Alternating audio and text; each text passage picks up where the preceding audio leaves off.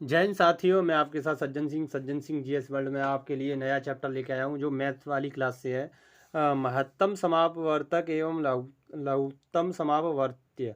तो देखिए, high common factor and least common multiple, जिसे हम HCF और LCM के नाम से जानते हैं। तो देखिए, आइए होते क्या है इन्हें जाने। महत्तम समापवर्तक, तो सबसे पहले जो हमारा जो मैथ है, HD आधा मैथ में, उसमें दे रखा है अपवर्तक। अपवर्तक होता क्या है? फैक्टर यानी डिवीज़र। डिवीज़र यदि कोई संख्या, ये होता क्या है, यदि कोई संख्या किसी दूसरी संख्या को पूरी पूरी विभाजित कर दे तो विभाजित करने वाली संख्या को विभाजित करने वाली संख्या को विभाजित होने वाली संख्या का अपवर्तक कहते हैं। दूसरे शब्दों में, जो संख्याएं किसी दी हुई संख्या को पूरी पूरी तरह विभाजित कर देती हैं तो उन्हीं दी गई संख्या का अपवर्तक कहते हैं। जैसा एक दी हुई संख्या 18 है, तो 18 को क्रमशः कौन कौन विभाजित कर सकते हैं? 1, 2, 3, 6, 9 तथा 18 पूरी पूरी तरह विभाजित कर सकते हैं। अतः 1, 2, 3, 6 और 9, 18 को 18 का अपवर्तक कहेंगे। यानी जो हमारे जो फैक्टर होंगे, यानी जो 18 के, उन्हीं को हम क्या कहेंगे? अपवर्तक। अपवर्तक को ही फैक्टर बोलते हैं हिंदी में, आप जान गए होंगे। इसी प्रकार और संख्याएं। आइए, समापवर्तक क्या होते हैं? कॉमन फैक्टर कौन से होते हैं? यदि कोई संख्या किन्हीं दो या दो से अधिक संख्याओं को विभाजित करती है तो विभाजक संख्या को विभाज्य संख्याओं का समापवर्तक कहते हैं। यानी जैसे अगर मैं आपको लेके चलूं यहाँ पर, जैसे यहाँ पर मैं लेके चलूं आपको अपनी नोटबुक पर, तो जैसे 18 है, 18 को हम इस प्रकार विभाजित करें, जैसे 2 से और 9 से, इस प्रकार 3, 3, 1। तो यहाँ पर देखिए, ये संख्या पूरी तरह कट रही हैं, पूरी तरह कट जाती हैं। तो ये जो हमारे 2 है, 3 है, 6 है और 9 है और 18, ये हमारे 18 के क्या हुए? फैक्टर। यानी इन्हीं को हम बोलते हैं अपवर्तक। क्या बोलते हैं? अपवर्तक। और इन्हीं को अंग्रेजी में बोलते हैं फैक्टर। क्या बोलते हैं? फैक्टर या डिवीज़र। जो हमारे डिवीज़र होते हैं, इन्हीं को बोलते हैं हम। अब कॉमन समापवर्त्य क्या होते हैं? समापवर्तक क्या होते हैं हमारे? तो समापवर्तक के बारे में बात करें हम, तो उन्हें बोलते हैं कॉमन फैक्टर या समापवर्तक, यानी कॉमन फैक्टर।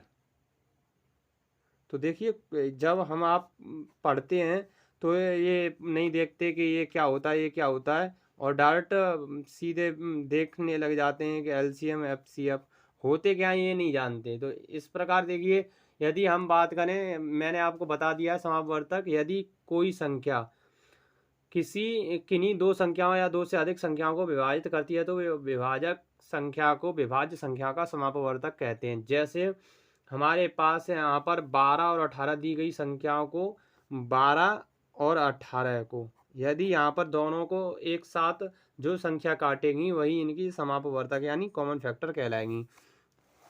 ये इस प्रकार देखिए, जैसे 2 से हम काट दें तो ये 6 बार, 2 से ये 9 बार, तो ये हमारा क्या हुआ? Common factor. 3 से इन दोनों को काट दें 2 बार, और जैसे और 3 बार, तो ये हमारा क्या हुआ? ये कॉमन फैक्टर होते हैं हमारे। तो कॉमन फैक्टर कौन कौन से हो जाएंगे? ये 2 और 3, ये हमारे कॉमन फैक्टर हैं जो हमारी दोनों संख्याओं को काट रहे हैं, यही हमारे कॉमन फैक्टर हो जाएंगे। अब बात करते हैं, जो हमारी बात आ रही है मल्टीपल।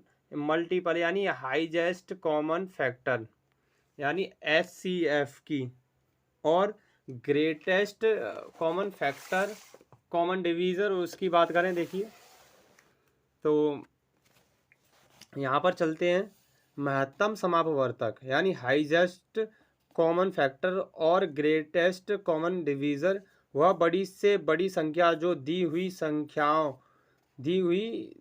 दी हुई दो या दो से अधिक संख्याओं को पूरा पूरा विभाजित कर दे कर दे दी गई संख्याओं की मात्रा कहलाती है। दूसरे शब्दों में हम कह सकते हैं कि दी हुई संख्याओं को विभाजित करने वाली संख्याओं में जो सबसे बड़ी होती है उसे मासा कहते हैं। अर्थात समापवर्तकों में जो सबसे बड़ा होता है वही मासा होता है। जैसे 12 और 18 के समापवर्तक 1, 2, 3, 6 हैं, अतः 12 और 18 का मासा क्या होगा? 6 होगा। जो सबसे बड़ी जो कॉमन फैक्टर होगा उसमें सबसे बड़ा जो फैक्टर होगा वही हमारा क्या होगा? मासा होगा। इसी के बारे में देखिए आगे चलते हैं। तो और भी जैसे इसी प्रकार 16, 24, 32 के में जो हमारा होगा वो 8 होगा, क्योंकि ये 8 से तीनों संख्याएं कट रही हैं, यही हमारा मासा होता है। यानी हमारा क्या होता है? HCF। HCF के बारे में और देखिए निकालते हैं। तो 2-4 जैसे HCF ज्ञात करने की जो विधियां हैं, सबसे पहले हमारा जो मैथ में टॉपिक है, सबसे पहले हम ले लेते हैं उसे ही। HCF हमारा क्या है? HCF। तो यानी क्या है हमारा? जो मासा बोलते हैं जिसे हम मासा, महत्तम समापवर्तक, और अंग्रेजी में बोलते हैं high common factor. High common factor. तो जब इसको ज्ञात करेंगे हम हाई कॉमन फैक्टर और मासा पा को, तो इसको निकालने के लिए हमें सबसे प्रथम 3 विधियों की ज़रूरत है। या यहाँ पर निकाल सकते हैं महत्तम समापवर्त्य की विधियाँ। वर्तक ज्ञात करने की विधि यानी जैसे मासा बोलते हैं, मासा निकालने की जो विधि है, सबसे पहले आ रही है क्या हमारी? गुणनखंड विधि। गुणनखंड विधि के बारे में जानेंगे हम, तो जिसे बोलते हैं फैक्टर मेथड है जो हमारा ये है यहाँ पर फैक्टर मेथड। इस विधि में सर्वप्रथम दी हुई संख्याओं को बारी बारी से अभाज्य गुणनखंड करते हैं, तत्पश्चात सर्वनिष्ठ गुणनखंडों का आपस में गुणा करके इस प्रकार को ज्ञात करते हैं। जैसे हमारे पास दे रखी हैं SD यादव मैथ है, इसमें जैसे 24, 32 और हमारा जो 40 का मासा क्या होगा? का मासा ज्ञात कीजिए, ज्ञात करना है। मतलब देखिए, तो जो ये हमारी ये संख्या दे रखी है, इनका जो मासा हम ज्ञात करेंगे वो किस प्रकार करेंगे कि सबसे पहले हम 24 को इस प्रकार गुणनखंड विधि में तोड़ लेंगे, यानी गुणनखंड कर लेंगे। जैसे 2 गुणा 2, 2 दूनी 4, 4 दूनी 8, 8 तिया 24, इस प्रकार हमने तोड़ लिया। ऐसी सेम कंडीशन हम इन वाली संख्याओं के साथ करेंगे, 32 के भी साथ यही करेंगे। 2 दूनी 4 और 4, 2 गुणा 2, 4, 4 दूनी 8, 8 चौक 32, यानी 2 गुणा 2 अभी यहाँ तक हो जाएगा। इसके बाद जो अगली संख्या आ रही है हमारी 40, इसको भी सेम इसी प्रकार करेंगे। 2 गुणा 2 यानी 2 दूनी 4 और 4, 8, 8 पन 40, इस प्रकार तोड़ लेंगे। अब देखेंगे यहाँ पर हम तीनों में से कॉमन लेना है हमें, यानी हमारा जो हाईएस्ट कॉमन है उसे ही लेना है। जो आ रहा है हमारा इस प्रकार, तीनों में हमारा 2 मिल गया, 1 और 2 का जोड़ा बन रहा है तीनों में, इस प्रकार जोड़े बनाते हैं और इस प्रकार एक और जोड़ा बन गया।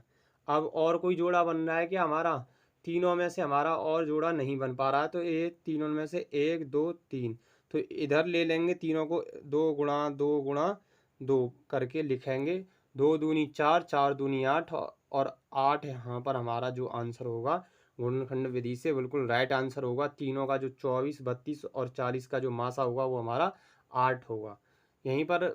और आगे देखिए और बहुत सारी जो हमारी और भी हैं, जैसे एग्जाम्पल के तौर पर हम और हमारी और संख्या 40, हमारा 45, 50, जो 50 और 55, इनका जब हम मल्टीप्लाई करें और देखें जब गुणनखंड विधि से, देखेंगे इनका जो मासापा क्या होगा गुणनखंड विधि से, है ना।